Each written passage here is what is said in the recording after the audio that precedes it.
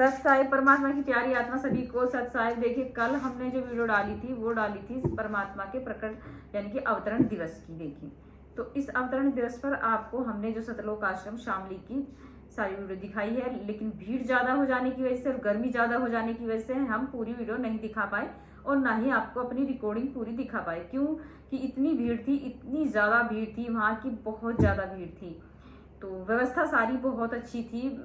देखिए खाने की व्यवस्था, खाने में लड्डू जलेबी और बर्फी बनाई हुई थी परमात्मा के यहाँ पर। और देखिए जैसे कि जूते की व्यवस्था है, चप्पल जूते सारे एक जगह रखे जाते हैं, कोई भी जा सकता है, कोई चीजें खुदी नहीं है। फोन की व्यवस्था, बहुत अच्छी व्यवस्था। आप एक बार जरूर जाकर देखिए और अपनी जो भी शंकाएं आपकी सभी खत्म हो जाएंगी।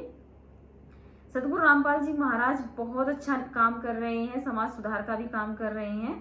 तो उसके बाद देखिए ये बातें हम वैसे बाद में करेंगे। सबसे पहले हम जो कमेंट का जवाब है वो देने वाले हैं। एक भाई हैं जो हमसे पूछ रहे थे कि भाई मूर्ति पूजा वगैरह नहीं करनी है या मूर्ति के लिए दान वगैरह देना है या नहीं देना है। तो आज हम उसके लिए बता देते हैं कि आपको मंदिरों में कोई भी दान नहीं देना है, मूर्ति पूजा के लिए कोई पैसे नहीं देने हैं और ना ही आपको नवरात्रि का कोई व्रत करना है।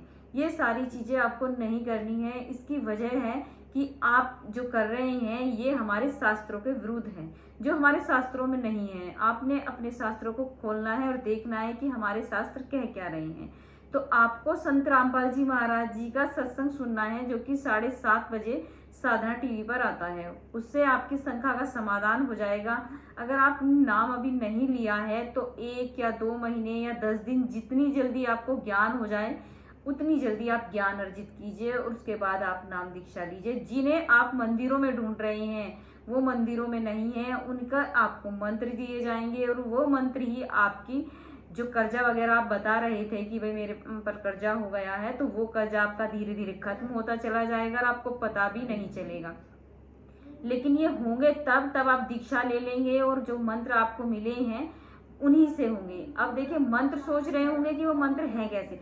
मंत्र आपको इन्हीं भगवानों के मिलेंगे, अदर से कोई पूजा नहीं करवाते हैं परमात्मा सतगुरु रामपाल जी महाराज। इन्हीं भगवानों के मंत्र मिलते हैं, इन्हीं भगवानों के मंत्र आपको जाप करने हैं। इन्हीं जाप से भगवान आपको प्रसन्न होंगे और वो आपकी मदद करेंगे। तो इसलिए आपको संत रामपाल जी महाराज जी का ज्ञान सुनना है और ज्ञान सुनने के बाद आपके सारे शंका के समाधान हो जाना है। जो भी आपके मन में शंका है वो सारी खत्म हो जाएगी जब आप सतगुरु रामपाल जी महाराज जी का सत्संग सुनेंगे। तो आपको कंटिन्यू सत्संग सुनना है, उसके बाद आप नाम दीक्षा लीजिए और अपने समस्त जो भी आपकी परेशानियां हैं वो खत्म हो जाएंगी। तो ये मैंने आपके जो आपने मेरे से क्वेश्चन पूछा था कि भाई मैं मंदिरों में दान दूं या फिर मूर्ति पूजा, तो उसका मैंने आपको रिप्लाई किया है। दूसरा है, मेरे भाई हैं एक पूछ रहे हैं, जगत भाई जो पूछ रहे हैं, वो कह रहे हैं कि भाई शादी वगैरह के बारे में पूछ रहे हैं कि देखिए शादी में मैं आज आपको बताऊं परमात्मा 17 मिनट की रमैनी करवाते हैं। जिन्हें हम शादी बोलते हैं वो हमारे यहाँ रमैनी का नाम दिया गया है, तो इसे हम रमैनी बोलते हैं। 17 मिनट में हो जाती है। इसमें सारे देवी देवताओं का मंत्रों सहित उच्चारण होता है और 17 मिनट में रमणी होकर आप अपने घर चले जाएंगे। ना ही इसमें कोई आपको दान यानी कि आपको दहेज देना है। तो आज संत रामपाल जी महाराज एक ऐसे समाज की स्थापना करने जा रहे हैं, दहेज मुक्त समाज होगा, नशा मुक्त समाज होना चाहिए। भ्रष्टाचार, चोरी और जात पात, झूठ, जैसे कि झूठ बोलते हैं लोग बाग, ये सारे झूठ आपको सच बोलना चाहिए। ना ही किसी से रिश्वतबाजी लेनी है, ना ही देनी है। तो ये सारी चीजें छुआछात है, जैसे कि छोटी बिरादरी, बड़ी बिरादरी, ये सारी चीजें परमात्मा सतगुरु रामपाल जी महाराज नहीं मना करते हैं। वो कहते हैं कि हमें एक ऐसे समाज की स्थापना करनी है जहां न रिश्वतबाजी होगी, न चोरी, न ठगी, न बेईमानी, ना ही छुआछात होगी। तो जब आप संत रामपाल जी महाराज जी से नाम ले लेंगे तो ये सारी चीजें आपके जीवन से दूर हो जाएंगी। और अगर आपकी बेटी, देखिए सबसे बड़ा तो आजकल समाज में देखिए, जैसे कि आपने देखा होगा कि अगर हमारे घर में 2 बेटियां हो जाती हैं या फिर एक ही समझ लीजिए, आजकल तो एक ही बहुत भारी हो गया है। तो उस टाइम पर होता क्या है कि हमें इतनी चिंता हो जाती है, जैसे जैसे कि हमारी बेटी बड़ी होने लगती है तो उस टाइम पर हमें इतनी चिंता हो जाती है कि भाई एक नॉर्मल सा आदमी कहाँ से गाड़ी देगा और कहाँ से इतने पैसे देगा, और वो टेंशन में बहुत टेंशन में आ जाता है, फिर कर्जा करता है अपनी बेटी की शादी सुखी करने के लिए, उसे इतना देता है, लेकिन अगर फिर भी वो सुखी नहीं होती तो और भी ज़्यादा वो टेंशन में आ जाता है। तो आप देखिए संत रामपाल जी महाराज जी से जुड़िए और दहेज मुक्त शादी होगी। दूसरी, नशाबाजी इतनी ज़्यादा चल रही है आजकल के जो युवा वर्ग में, बहुत ज़्यादा नशा चल रहा है। ये नशाखोरी बिल्कुल बंद हो जाएगी और आप भक्ति कर कर अपने जीवन में सुख, जिसे कहते हैं सुख का अनुभव करेंगे। छुआछात, चोरी, ठगी, बेईमानी, रिश्वतबाजी, ये सारी चीज़ें परमात्मा सतगुरु रामपाल जी महाराज जी से दीक्षा लेने के बाद बंद हो जाती हैं। तो आपको सतगुरु रामपाल जी महाराज जी से दीक्षा लीजिए और एक ऐसे सभ्य समाज में रहेंगे जहां आपको इन सब चीज़ों से दूर रहना पड़ेगा। आपकी बेटी अगर बड़ी हो रही है तो टेंशन नहीं होगी आपको। आपके घर में अगर बेटा है तो वो भी नशाबानी से बहुत दूर रहेगा। सिर्फ आपको भक्ति करनी है और परमात्मा का स्मरण करना है।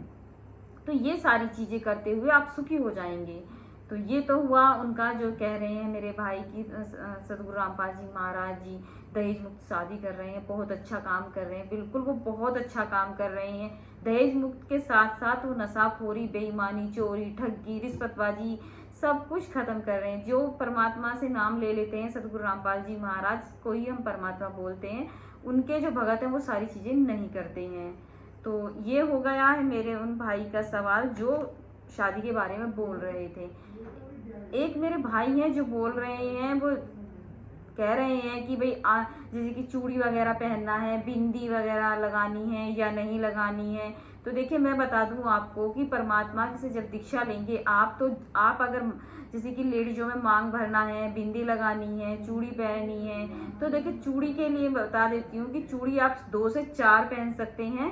और बिंदी के लिए अगर आप मांग भरना पसंद करते हैं तो मांग भर सकते हैं, नहीं तो अगर आप बिंदी लगाना पसंद करते हैं तो आप बिंदी लगा सकते हैं। क्योंकि मैं भी बिंदी लगाना पसंद करती थी तो मैं बिंदी लगाती हूँ, लेकिन इस पर कुछ जो है रिप्लाई, मुझे कमेंट आ रहे हैं कि आप बिंदी लगाते हैं, आप चूड़ी भी पहनते हैं। तो ऐसा कुछ नहीं है, परमात्मा ने बोल रखा है कि आप बिंदी लगा सकते हैं और चूड़ी भी पहन सकते हैं।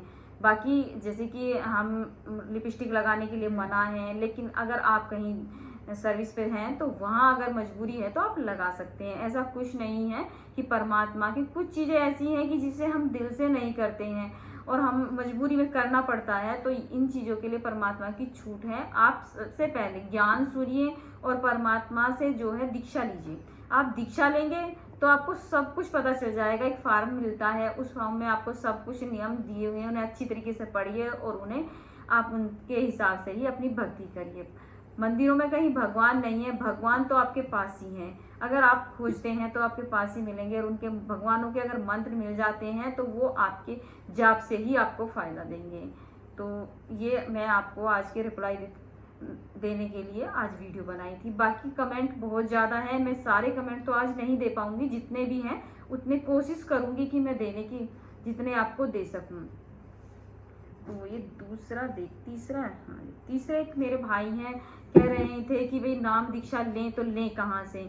नाम दीक्षा लेने के लिए आपको सतगुरु रामपाल जी महाराज जी की वेबसाइट पर जाना होगा और आपको संत गुरु रामपाल जी महाराज जी को जैसे ही सर्च करेंगे तो वहाँ एक सत्संग आएगा, उसके नीचे एक पीली पट्टी आ जाएगी, तो उस पर सतगुरु रामपाल जी महाराज जी के नंबर हैं, उन्हीं पर आप जाइए और संपर्क कीजिए कि आपके शहर या गांव जहां भी आप रह रहे हैं वहां से आपको कहां पास पड़ता है वो खुद बता देंगे। वहां जाइए, नाम दीक्षा लीजिए और अपना मोक्ष कराइए। और देखिए होता क्या है कि हम जब तक नाम नहीं लेते हैं तो कुछ जो आसपास के हैं वो समाज जो होता है वो भ्रमित करता है, लेकिन सबसे पहले आपको सत्संग सुनना है ताकि आपको कोई भ्रमणा में ना रखे, आपको भ्रमित ना कर दे। तो आप ज़्यादा से ज़्यादा सत्संग सुनिए। नाम दीक्षा लेने से पहले सत्संग सुनना बहुत ज़रूरी है, तो सत्संग सुनिए। और नाम दीक्षा अगर आपने सत्संग सुन रखा है तो आप नाम दीक्षा अपने सेंटर से जहाँ भी आपको पास पड़ता है वहाँ से ले सकते हैं।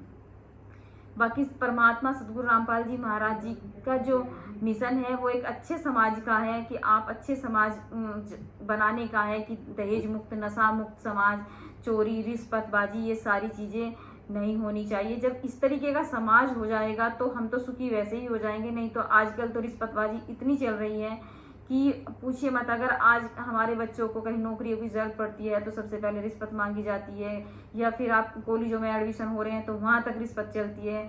सब जगह रिश्वतबाजी चलती है। कोई काम करवाना हो ऑफिसों में तो बड़े बड़े बाबू सब रिश्वत से काम करते हैं। तो गरीब आदमियों का तो कहीं काम होता ही नहीं है। लेकिन सतगुरु रामपाल जी महाराज जी से जब दीक्षा ले लेते हैं तो कोई भी रिश्वत नहीं लेता है और देने के लिए भी मना की जाती है।